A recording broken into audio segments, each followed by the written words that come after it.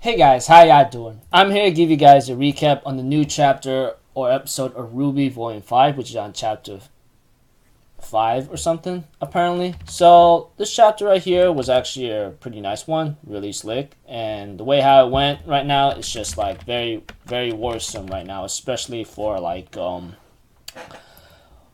for one person in particular, especially what was transpired towards that ending. We have to it that the episode opens up after the opening, of course, with Blake and Sun trying to grab signatures to go save or go to Haven Academy and defend its people. Of course, they were unsuccessful in other cases due to the expressions and looks on their faces and stress they have. It's not like they made any good progress. We have to it that Sun was pretty upset about this, and Blake explains to Sun that people come here in Menagerie because they're tired of fighting. They don't want to do this anymore, and I have a reason to understand why, or they want to escape humanity for the time being. So this shows that that these people don't want to. It's like they don't want to fight anymore. I guess in the cases that Blake explains it.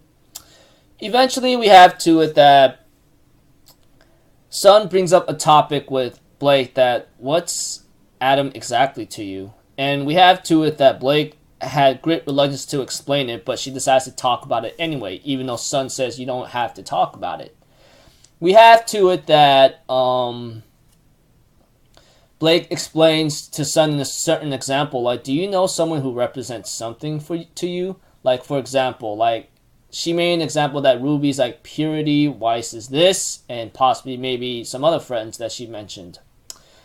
We have to it that Blake is always talking about Adam this way, that he was spiked, like not anger, not hate, when she thought she represents justice, hope, and passion for the Faunus or the White Fang, but it's all about him in other cases, which is pretty much like troubling.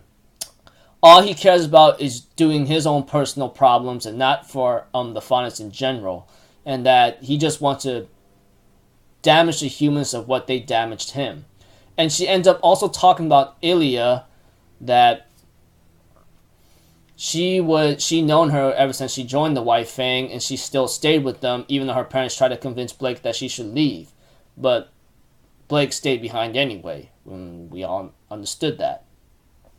Eventually, as the chapter of the conversation goes on with Blake and Sun, she therefore explains to Sun that she wants to save Ilya, just like how Sun saved Blake. Even though she tried to push him away and she does not want any relation with him, she still is happy and honored to the fact that he still helped her out to this day, even though it was all out pretty ridiculous.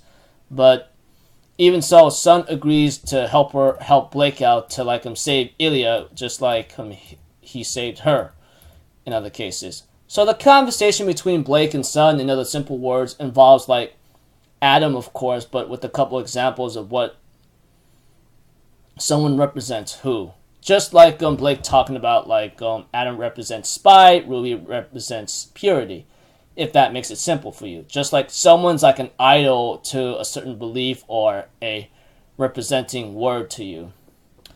The next scene became very impactful to Oscar in the scene after he's done training. He explains to Ruby that isn't she scared of something? And of course, I think Ruby understands where he's coming from, and Oscar explains that, I always wanted to be something more than just a farm boy, etc. But I never asked for this. No one did. Even Ruby agrees to that, and Oscar's like, how's it that you're not so scared? How's it that you're able to do all this? I mean, the world's about to go to war and everything else like this and that. How's it that you're so calm about it? Oscar exclaimed. Ruby explains to Oscar that ever since the Beacon Academy fell, she lost two of her friends that day, which she talks about in great sorrow. And when she mentioned Pyrrha and Penny's deaths, it freaking broke me apart. But Pyrrha's death that she had to mention really had to break me because I loved that girl. But more importantly is that she did not explain in explicit detail on how they died, which is not something that might be a good idea about. But she did lose her friends, and she explains that they fought what they believed in and they died of what they could do. Well, with the exception of Penny, her death was caused by of course, one of Cinder's subordinates. We all know that. I mean, illusion-wise. And yeah, that's when Pyrrha kind of went all out by accident without knowing when someone's messing with her brain or mind. So yeah. Aside from that, Pyrrha, when RWBY mentioned Pyrrha having to die to maybe protect people or to help to make a difference, buy some time, then I guess her death is reasonable. And I could see where RWBY goes with that, but it still hurts to this day that she even talks about Pyrrha's death, especially when she said they died doing something, etc., for what they believed in. And RWBY also tells Asuka that she is scared, but she's not as much scared of her life. She's scared about the people who will get hurt. And she explains to Asuka that Salem, she will hurt you whether you're with her or even against her or not. She will kill anyone for her own personal desire or for her own goals. And this is already stated throughout and this is already hinted or possibly stated in many chapters and episodes already in the RWBY universe. So, in other cases, RWBY explains to Asuka that she is scared, but not scared of her life, but scared of the people who will get killed or hurt, or scared of people that could cause pain and misery to other people. That's the reason why if there's something that she can do it. And she therefore invites Asuka to have dinner before Nora eats everything in a certain comedic way. And of course, Asuka has a little talk with Ozpin, and Ozpin tells Asuka that RWBY has her flaws and faults, and she is inspirational way of her trait that could inspire the people who are in dark times of this, can inspire people, especially in these dark times. And we have to it that Asuka seems to like that about RWBY, etc. And I'm pretty sure a lot of people does, especially after seeing this chapter episode.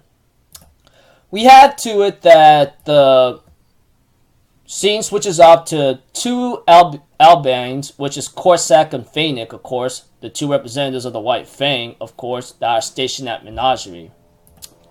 They end up receiving a message from the White Fang entirely, etc., and therefore explains the situation to Ilya when she enters the room. Therefore, they end up explaining the next mission, which Ilya asked beforehand, what's the next mission?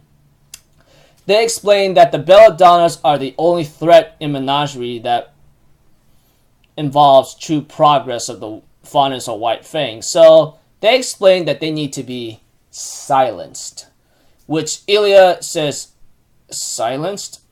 What?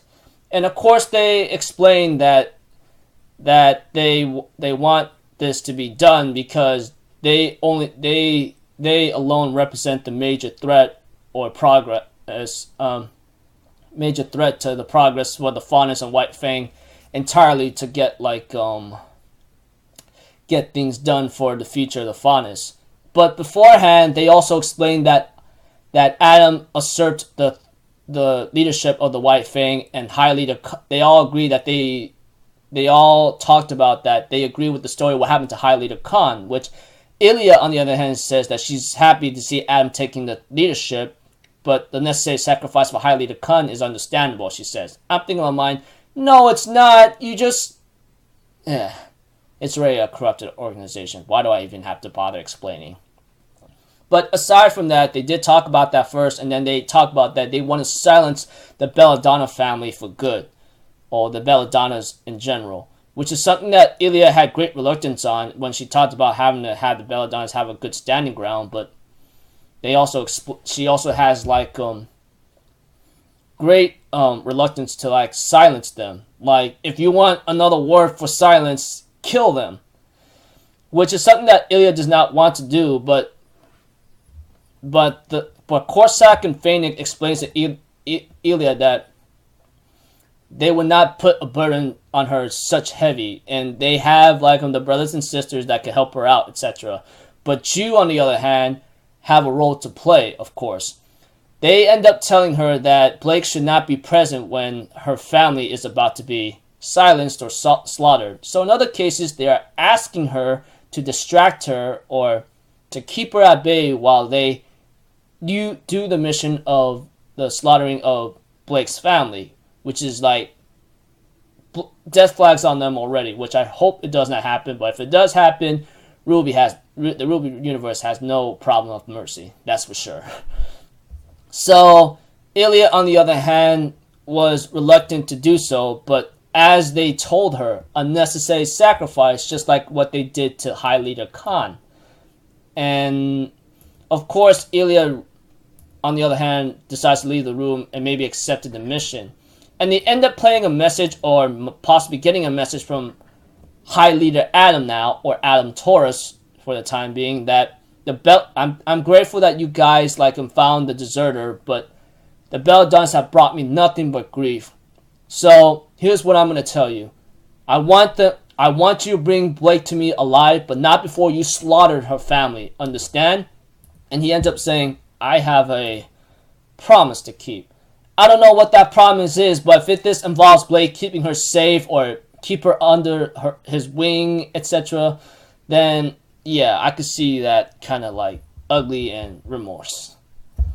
So it looks like Adam has a promise to keep, which he says, and it does involve Blake, because he says, I have a promise to keep and I want Blake brought in alive. Of course, like Korsak and Fennec was actually trying to understand the situation with Adam, and of course they go like, well, he will be the leader and hope for the Faunus of White Fang for the time being. They end up getting a message from a Faunus that's called Brother Yuma, which he has wings, etc. And they end up asking, like, what about, like, Gira's messenger, apparently. Like, Gira's messenger. Apparently, they end up... And Yuma, on the other hand, explains to them that you don't have to worry about them. He rests beneath the waves, along with his warning. So in other cases, he's dead in the seas. And they go like, all is well then. And therefore ends off the episode there. I forgot to mention a little detail that they have some more advantage of certain information ever since like certain borders were like stopped or crossed off or something, etc. But yeah, that was between Ilya and Korsak and Fennec, of course. So in this chapter episode, it just involves like Blake and Sun trying to get signatures and have a conversation, and of course RWBY having a conversation with Oscar about moving forward, etc. Forgot to mention that little small detail to RWBY when she had a conversation with Oscar, and I apologize for that. But aside from that, the ending of this chapter episode of RWBY with Ilya and Korsak and Fennec going with the next mission to silence the Belladonna family or kill them, with the exception of Blake, bring her alive, it's already going to become a little like ugly from here on out. Don't know what's really bound to happen, but one thing for sure, it's not looking pretty from here on out. So until then, I'll see you guys in my next video. So I'm Alpha Zero, people. Have a good day, and I'll see you guys next time, alright? Peace out. Bye-bye. Toodaloo!